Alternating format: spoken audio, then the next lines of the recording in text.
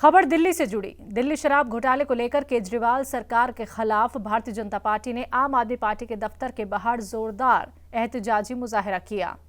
दिल्ली शराब घोटाले को लेकर केजरीवाल सरकार के खिलाफ भारतीय जनता पार्टी ने आम आदमी पार्टी के दफ्तर के बाहर जोरदार एहतजाजी मुजाहरा किया। बीजेपी का इल्जाम है कि दिल्ली के शराब घोटाले मामले में जो नया खुलासा बताता है कि आम आदमी पार्टी पूरी तरह से भ्रष्टाचार में डूबी हुई है। अब पार्टी को आईनी मर्यादा का ख्याल रखते हुए इनके सीनियर नेताओं को पद से इस्तीफा दे देना चाहिए। आपको बता दें कि ईडी के जरिए कोर्ट में दाखिल चार्जशीट में ये साफ किया गया है कि आम आदमी पार्टी ने उन पैसों को गोवा के विधानसभा चुनाव में इस्तेमाल किया है। वहीं अब दिल्ली बीजेपी इस मामले को लेकर दिल्ली के वजीर आला अरविंद केजरीवाल से इस्तीफे की मांग कर रही है। जामिया तशद्दुद मामले में साकेत कोर्ट ने शर्जील इमाम को इल्जामात से बरी कर दिया है। जामिया में 2019 में CAA NRC कानून के खिलाफ एहतजाजी मुजाहरा करने के दौरान तशद्दुद फैल गई थी, जिसमें दिल्ली पुलिस ने शर्जील इमाम समेत दीगर के खिलाफ मामला दर्ज किया था। हालांकि दिल्ली दंगा 2020 की साजिश का केस अभी शर्जील इमाम पर चल रहा है। दिल्ली पुलिस स्पेशल सेल ने UAPA लगाया हुआ है। अभी तक इस मामले में शर्जील इमाम को बरी नहीं किया गया है। सपा सदर अखिलेश यादव ने रियासत की बीजेपी सरकार पर जमकर हमला बोला। उन्होंने कहा कि इंतजामिया के लोग बीजेपी के ओहदेदार बनकर काम कर रहे हैं। अन्याय लगातार बढ़ता जा रहा है और अन्याय चरम सीमा पर है और कई ऐसे मौके हैं। मैं आपको कन्नौज का उदाहरण दे सकता हूं। वहां पर सरकार के डिप्टी CM के माध्यम से लगातार संपर्क रहा। वहां पर बहुत सारे भारतीय जनता पार्टी के लोग लगे रहे। एक हत्या हुई, उसके बाद मैंने जिलाधिकारियों को कहा कि अगर हत्या हुई है उसके दोषी आप लोग हैं, प्रशासन है। और ये बात मैंने इसलिए कही कि अगर प्रशासन सही समय पर न्याय दे दे तो घटनाएं नहीं होंगी। प्रशासन पूरा भारतीय जनता पार्टी के इशारे पे काम कर रहा है और कई जिलों में भारतीय जनता पार्टी का पदाधिकारी बन के काम कर रहे हैं। वो रामपुर हमारे बगल में आदरणीय आजम खान साहब बैठे हैं, इन पे सब झूठे मुकदमे लगे हैं। जयपुर के करबला इलाके में मिल रही तजावजात की शिकायत के बाद राजस्थान मुस्लिम वक्फ बोर्ड चेयरमैन डॉक्टर खानो खान बुधवाली एक्शन मोड में नजर आए। वक्फ बोर्ड की जमीन पर मकामी लोगों की तरफ से निकाले गए दरवाजों, नालियों और सीढ़ियों को JCB की मदद से तोड़ दिया गया। इस दौरान राजस्थान मुस्लिम वक्फ बोर्ड के ओहदेदारान और मुलाजमीन के साथ साथ ब्रह्मपुरी थाने का जाब्ता भी मौके पर मौजूद रहा।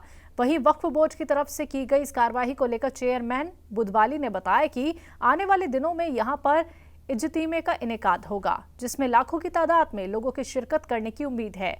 ऐसे में इलाके का जायजा लिया गया और वहां मौजूद तजावजात को हटवाया गया। यहाँ के तमाम आवाम, यहाँ के स्थानीय व्यक्ति के पास खड़ा रह करके आज जिस तरह से यहाँ के लोगों का जो उम्मीद से ज़्यादा सहयोग मिला, खुद ने अपनी पट्टियाँ कचरा हटा के जो सीढ़ियाँ निकली हुई उनको तुड़वाने का कार्य किया। इन्होंने लंबे समय से जो चौतरफ इस करबला में जो था, करीबन ये 5 घंटे की कार्रवाई कंटिन्यू चल रही है, जिसमें तमाम यहाँ के लोग, हर छोटे बच्चे बड़े हर आदमी ने जो सहयोग दिया है।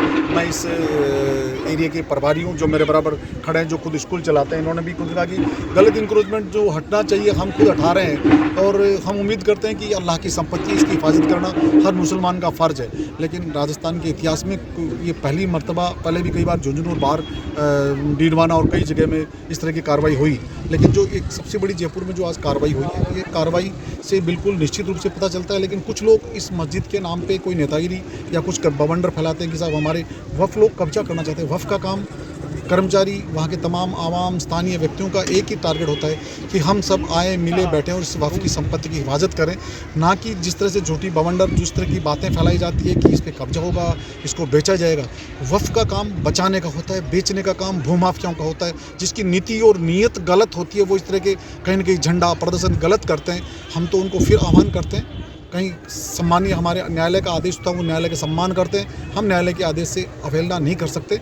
लेकिन हम सब जो आज मैं इस करबला के आसपास के एरिया को जितना मैं आभारी हूँ स्थानीय प्रशासन का, कि सबसे बड़ा तमाम लोगों ने मिलकर के जो सहयोग दिया, ये वक्फ बोर्ड उनका कर्ज कभी नहीं भूल सकता। और इस्लाम में भी यही है, आओ हम सब मिलें, इस अल्लाह की संपत्ति को बचाएं।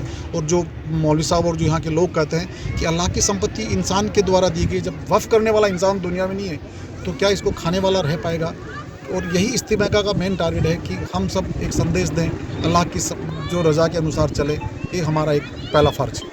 सेंट्रल वक्फ काउंसिल के गाइडलाइन के मुताबिक झारखंड में वक्फ इमलाक का सर्वे किए जाने का अमल जारी है। फिलहाल काउंसिल की एक एजेंसी के जरिए हजारीबाग, रांची और जमशेदपुर में रजिस्टर्ड वक्फ इमलाक का सर्वे किया गया है, जिसकी रिपोर्ट CWC को फराहम की जा चुकी है। झारखंड सुन्नी वक्फ बोर्ड के CEO मोहम्मद जियाउल अंसारी और वक्फ बोर्ड के लीगल सेल के नोडल ऑफिसर एडवोकेट शुएब रजा ने वाजे किया है कि झारखंड में 152 रजिस्टर्ड वक्फ प्रॉपर्टी हैं, जिसका सर्वे किया जाना है। सर्वे का काम सेंट्रल वक्फ काउंसिल द्वारा जो एजेंसी को सुपुर्द किया गया था। सर्वे का काम हजारीबाग जिले का जो रजिस्टर्ड संपत्ति में से जो है 5 संपत्ति का हुआ और रांची का 8 संपत्ति का हुआ।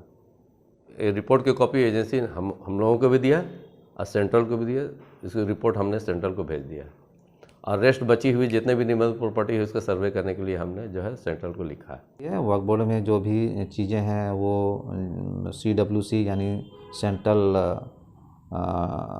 वक्फ काउंसिल से हम लोगों को दिशा निर्देश प्राप्त होते रहता है और उनके गाइडलाइन में हम लोग काम करते हैं। हमारे झारखंड में लगभग 152 वक्फ प्रॉपर्टीज़ है जो उनका सर्वे होना है। 3-4 जिलों में सर्वे का काम हो चुका है, जैसे हजारीबाग, रांची, जमशेदपुर में लगभग पूर्ण हो चुका है और बाकी ज़िलों में जो हमारा वक्फ प्रॉपर्टी है वो भी हम लोग कराने के लिए हम लोग प्रतिबद्ध हैं। हम लोग जल्द ही उन ज़िलों में भी हम लोग वक्फ प्रॉपर्टी का सर्वे कराएंगे और सर्वे से रिलेटेड जो भी रिपोर्ट है हम लोग ज़िला के उपायुक्त को भी लिखे हुए हैं कि आप जो भी वक्फ की जो ज़मीन है उनका एक फॉर्मेट हम लोग दिए हुए हैं। उनका वो सहायक सर्वे आयुक्त हैं ज़िला में, तो उनसे भी हम लोग रिपोर्ट मांगे हैं। और ऑनलाइन सर्वे का जहाँ तक बात है, जो GPS के माध्यम से, वो एक अलग टीम काम कर रही है जो कि रांची, हजारीबाग और जमशेदपुर में वो कर चुके हैं, बाकी ज़िलों में भी करेगी। राजस्थान में एक सभा को खिताब कर योग गुरु बाबा रामदेव के जरिए मुसलमान और इस्लाम धर्म को लेकर दिए गए मुतनाज़ बयान के खिलाफ लोगों में काफ़ी गुस्सा देखने को मिल रहा है। राजस्थान के टोंक जिले में लोगों ने बाबा रामदेव की गिरफ्तारी की मांग करते हुए एक मेमोरेंडम DM को सौंपा है। इस दौरान लोगों ने बाबा रामदेव के खिलाफ जमकर नारेबाजी की और सरकार से मुसलमानों के जज्बात को ठेस पहुंचाने के इल्जाम में बाबा रामदेव की गिरफ्तारी का मुतालबा किया है। हमारी ये डिमांड है कि जब अगर कोई आदमी भाई दिल्ली में हो रहा है, MP में हो रहा है, कहीं और हो रहा है जहाँ पर भाजपा की सरकार है, वहाँ पर हम कुछ नहीं कर सकते, हम ये मानते हैं। वहाँ पर संविधान का काम नहीं होता। लेकिन जो सरकार संविधान पे चल रही है, जो कांग्रेस की सरकार है, वहाँ पर तो कम से कम बाबा रामदेव के खिलाफ, इन बातों के खिलाफ FIR दर्ज होना चाहिए और बाबा रामदेव को अरेस्ट करना चाहिए। तो इस बात को लेके हम सब ये ज्ञापन देंगे कलेक्टर साहब को और बाबा रामदेव को ये मैसेज देना चाहते हैं कि ये राजस्थान है, यहाँ पे आप जहर नहीं फैला सकते। पंजाब के CM भगवंत मान ने पेशेवर ट्रेनिंग के मकसद से 36 सरकारी स्कूलों के प्रिंसिपल के पहले बैच को उनकी सिंगापुर यात्रा के लिए हरी झंडी दिखाकर रवाना किया।